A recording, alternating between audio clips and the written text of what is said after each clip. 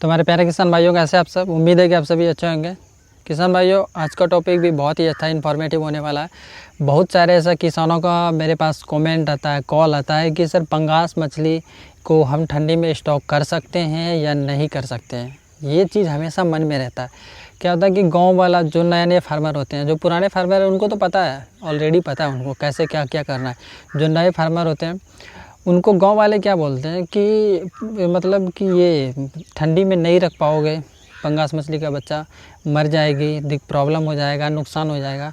भैया तो मैं आपको पहले अपना तालाब दिखाता हूँ। सबसे पहले मेरा ये तालाब देखिए। इस तालाब में देखिए, मैं फिर फीडिंग करा के दिखा रहा हूँ आपको। इस तालाब में देखिए कि कितने साइज़ का मछली होगा। आपको दिख रहा होगा, मछली आ रही है खाने के लिए, आपको दिख रहा होगा इतने इसमें कितने साइज़ का दिख रहा होगा। ये तो ठंड के पहले तो हार्वेस्टिंग होगा ही नहीं। दिख रहा होगा आपको, ये तो ठंड के पहले हार्वेस्टिंग नहीं होगा। तो जब ये ठंड के पहले हार्वेस्टिंग नहीं होगा तो इसको हम रखने के लिए ही तो डाले हैं ना जीरा। रखेंगे ही इसको बेच तो नहीं देंगे हम, इसको रखेंगे ही। तो इसमें अभी साइज़ क्या है इसका, तो मैं आपको बताऊं तो इसमें 100 ग्राम के आसपास इसका साइज़ है, जो कि ठंड के पहले तक इसको लगभग 200 से 250 ग्राम तक कर देना है। तो 200 से 250 ग्राम तक इसको करने के बाद इसको पूरी तरह से पानी थोड़ा सा ज़्यादा करके छोड़ देना है। इतना भी पानी काफ़ी है, सफिशिएंट है, कोई दिक्कत नहीं है इतना भी, क्योंकि ये जो तालाब है मेरा, ये बहुत ही ज़्यादा गड्ढा है, तो इसीलिए इतना पानी भी काफ़ी है। इतना पानी करके ही छोड़ देंगे इस तालाब में, तो हमको कोई प्रॉब्लम नहीं होगा, जीरा भी सुरक्षित रहेगा। अब बस खाना जो है वो बंद कर देना है, और खाना अगर देना भी है तो दोपहर के टाइम में खाना देना है, और वो भी एक टाइम, जो कि प्रॉब्लम ना हो, मछलियाँ अच्छे से रहे, खा पी के अस्थिर रहे, ज़्यादा प्रॉब्लम ना हो। अब किसान भाइयों, मैं चलिए आपको दूसरा तालाब दिखाता हूँ, एक नर्सरी तालाब। उसमें मैं इधर ही बच्चा डाला हूँ, लगभग 10 से 15 दिन पहले बच्चा डाला हूँ। चलिए वो मैं आपको दिखाता हूँ। तो ये देखिए किसान भाइयों, ये नर्सरी तालाब है मेरा, और इसमें लगभग अभी 10,000 बच्चे स्टॉक किया गया है। 10,000 बच्चे। आपके मन में अब ये आ रहा होगा कि मैं तो बच्चे स्टॉक कर रहा हूँ, अब फिर से मैं स्टॉक किया हूँ ये दूसरे तालाब में बच्चे, तो अब तो मेरा मछली मर जाएगा। ये जो 1-1 लाख बच्चे, 1-1 लाख रुपये का जो मैंने बच्चे स्टॉक किया है, ये तो मर जाएगा, मेरे को तो अब नुकसान हो जाएगा। अब तो हम क्यों बच्चा डालें, अब तो मेरे को ये सोचना चाहिए था, लेकिन ऐसा कुछ नहीं होता है। तो किसान भाइयों, दिख रहा होगा कि छोटी छोटी मछलियाँ जो है वो खाना खा रही है। ये ठंडी तक कितने दूर तक जाएगी? ठंडी तक 2.5 महीने का टाइम है, ये कि कहाँ तक जाएगी? लगभग 100 ग्राम जाएगी, 2.5 महीने में काफ़ी है, इससे ज़्यादा नहीं जाएगी, क्योंकि ये अभी 250 लाइन के आसपास का है। तो ये 100 ग्राम गई तो ठीक है, इतना सा तो ला ही देंगे, 100 ग्राम तो कर ही देंगे। तो इसीलिए मैं बोल रहा हूँ कि ठंडी के टाइम में डालने से कोई प्रॉब्लम नहीं होता है। तो किसान भैया, आपने देखा कि उस तालाब में भी मेरा बच्चा था, नर्सरी तालाब में भी मेरा बच्चा देखे। चलिए मैं अब एक और आपको नर्सरी तालाब दिखाता हूँ, उसमें भी 15,000 बच्चे स्टॉक किया मैं दिखाता हूँ आपको। चलिए तो देखिए किसान भाइयों, इसमें भी फीडिंग करके मैं दिखा रहा हूँ। टोटल मैं आपको बताऊँ तो इस बारी टोटल लगभग 32 से 33,000 बच्चा मैंने स्टॉक किया है। तब इतना बच्चा जो मैंने स्टॉक किया है, ये तो सारी ख़त्म हो जाएगी, मेरे को तो लॉस लग जाएगा। ये तो अलग अलग जो किसान होते हैं ना, ये जो बोलते हैं कि मर जाएगा, लॉस हो जाएगा, तो ये आपको डराने के लिए, मैं बोलूँ तो ये आपको डराने के लिए ही बोलते हैं। मैं इतने दिन से कर रहा हूँ, मेरे को ऐसा नहीं हो रहा है। अगर मेरे को ऐसा होता तो मैं क्यों करता भाई? 1-1 लाख रुपये का बच्चा स्टॉक कर किया हूँ, अगर बार बार ही लॉस होता मेरे को तो मैं क्यों करता? ऐसा नहीं करता, लेकिन कर तो रहा हूँ ना। तो इसमें आपको भी क्या प्रॉब्लम है? मैं बिहार से हूँ, ठीक है, मैं बिहार से हूँ। मेरे इधर जितना ठंडी होती है तो मैं इतना समय रखना पॉसिबल है, इतने समय मैं जीरे को रख सकता हूँ। तो जो भी बिहार के किसान हैं, यूपी में भी तो इतना ही ठंडा होता होगा, लगभग 10 डिग्री से तो नीचे होता नहीं होगा ठंडी, तो इससे ज़्यादा प्रॉब्लम भी नहीं है अगर इतने समय आप रख रहे हैं तो इसीलिए मैं आपको समझाने का एक प्रयास कर रहा हूँ कि ठंडी में भी अगर आप बच्चे को रखते हैं तो कहीं दिक्कत नहीं होगा। आपको एक बेनिफिट होगा ठंडी में रखने से।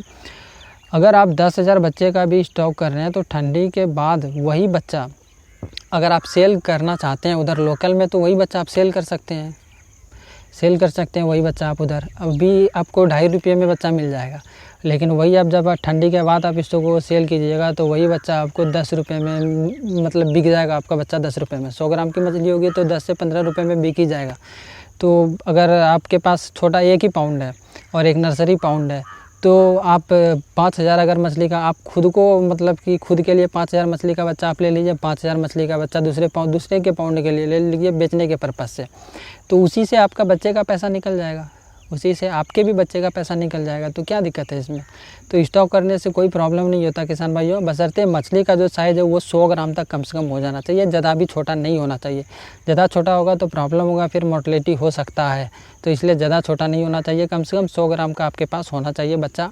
इसीलिए मैं बोलता हूँ कि अभी डाल लें 250 लाइन का, ₹2.5 में आपको मिल जाएगा 250 लाइन का बच्चा, और इसको ठंडी आते आते 100 ग्राम तक आराम से कर लेना। उसके बाद फिर दिन भर में जब धूप का टाइम हो, जब ठंडी में, तो उस दिन आपको दोपहर के टाइम में फीडिंग करा देना है, तो कहीं कोई दिक्कत नहीं होगा, ना मछलियाँ मरेगी। पानी है तो पानी मैं आपको चलिए थोड़ा सा अपना आउटलेट दिखाता हूँ।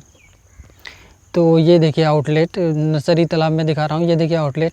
इससे क्या होता है कि ये जब ठंडी में हमें मतलब कि पानी डालना होता है, तो डायरेक्ट इनलेट से जो पानी आता है वो जो डायरेक्ट बोरवेल से जो पानी आया वो पाउंड में चले गया, और जैसे ही ओवर पानी हुआ पाउंड में नर्सरी तालाब में, ये आउटलेट जो है उससे बाहर निकल के चले गया। तो यही चीज़ होता है ठंडी के टाइम में, हम लोग यही करते हैं। और जिसमें कि 200 ग्राम 250 ग्राम का है, और जो गहरा तालाब है तो उसमें पानी डालने का उतना ज़रूरी नहीं होता है। जब ठंडी ज़्यादा होती है कि 1-2 दिन ज़्यादा ठंडी हो गया तो उस टाइम फिर डालना पड़ता है पानी, और उसमें ज़्यादा वो कुछ नहीं करना पड़ता है। बस यही सब चीज़ थोड़ा आप अगर ध्यान रखिएगा तो इसमें इससे और भी ज़्यादा कुछ नहीं होता है। ठंडी में रखने से कोई प्रॉब्लम नहीं होता है, रेट आपको कम पड़ेगा। वही अगर आप ठंडी से बाद लीजिएगा फरवरी में लास्ट में, तो यही जो आपको ₹2.5 का बच्चा पड़ रहा है, यही आपको उस टाइम ₹3.5-4 के आसपास बच्चा पड़ेगा। ऐसा होता है, ऐसा किसानों का फ़ोन आता है मेरे पास कि फिंगर साइज़ का बच्चा ₹4, ₹4.5, ₹5 तक ऐसे जाता है बच्चा।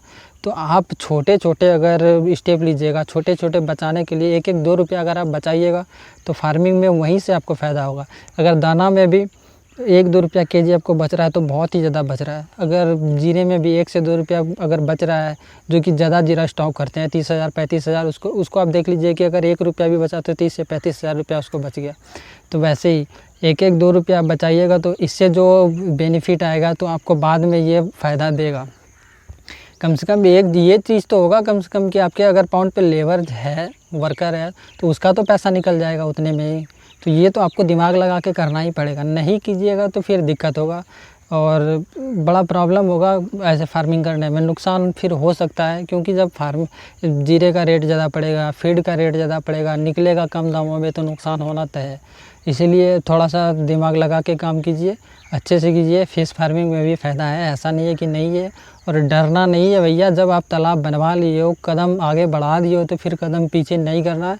मेरे तरह ही आप लोग भी आगे बढ़िए। पहले 1 तालाब, आज 7-8 तालाब है मेरे पास, तो वैसे ही आप लोग भी कीजिए। आज 2016 से 2023 हो गया, कहीं भी कोई ज़्यादा प्रॉब्लम नहीं हुआ है। ज़्यादा से ज़्यादा मेरे को जब 1 से 2 साल लॉस के आसपास में था, उस टाइम मेरे को लॉस हुआ था, 1 से 1.5 लाख लॉस हुआ था, इससे ज़्यादा लॉस नहीं हुआ।